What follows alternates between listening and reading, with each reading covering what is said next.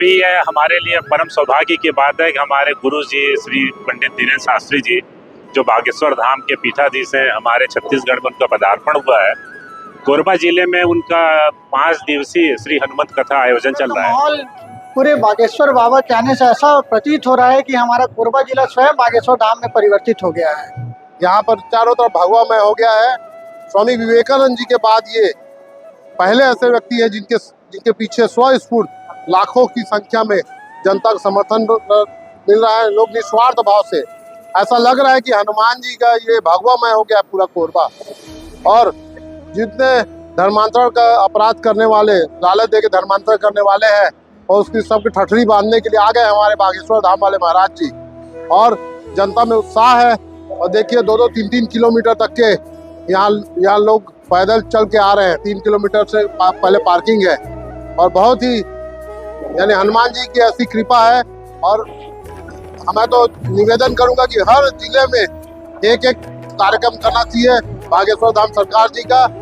कथा में बदलाव बहुत आया है। गुरुदेव भगवान लगातार हमारे छत्तीसगढ़ को कथा करते आ रहे हैं। बदलाव बहुत आया है। घर घर में आज हमारे बच्चे और बुजुर्ग सयान जो आज नहीं धर्म के बारे में जानते थे, आज बहुत बदलाव उसमें आया है और लगातार कथा करते आ रहे हैं गुरुदेव भगवान। बहुत ही बड़ा परिवर्तन दिख रहा है हिंदुत्व को लेकर।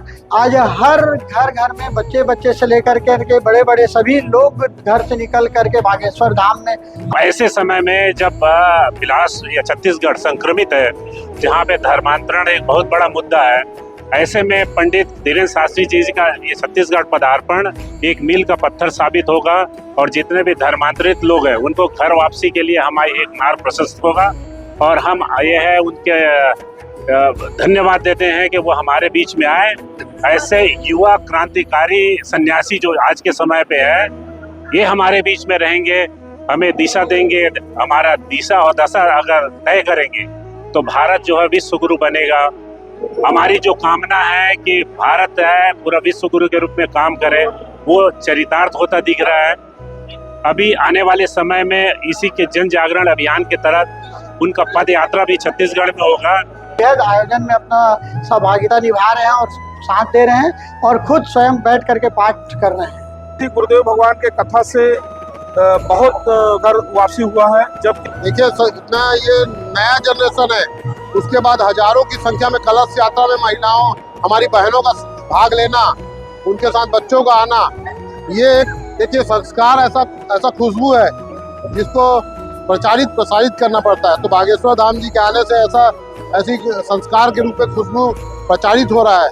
ये चारों तरफ माहौल में देखने मिल रहा है कि लोग हनुमान जी के प्रेरणा से और बागेश्वर धाम की कृपा से यहाँ पर हजारों लाखों की संख्या में लोग आए हुए हैं।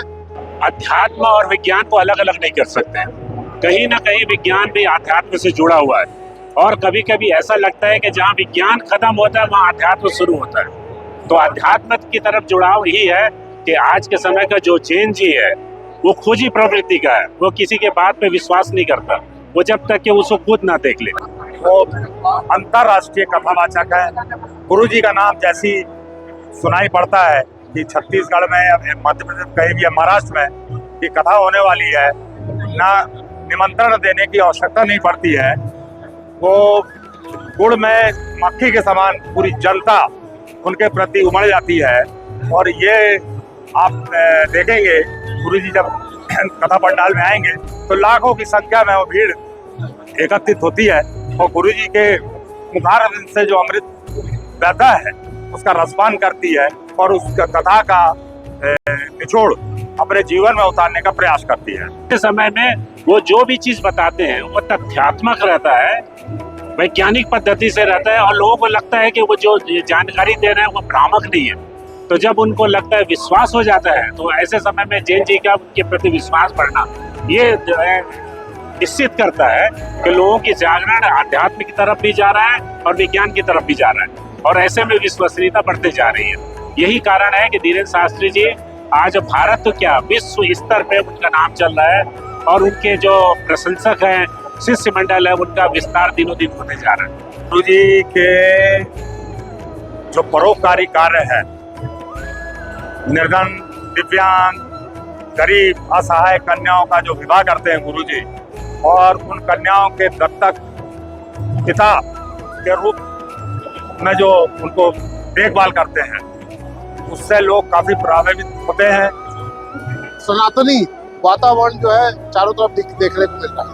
और उनकी ये प्रेरणा से जन जागृति के साथ साथ, धर्म के साथ साथ हमारे बच्चों में जो नया संस्कार आ रहा है सुंदरकांड के प्रति, हनुमान जी के प्रति, आज घर घर में गुरु जी के दिव्य संदेश के कारण आज सुंदरकांड और हनुमान चालीसा प्रत्येक घर में ये होने लग गया है।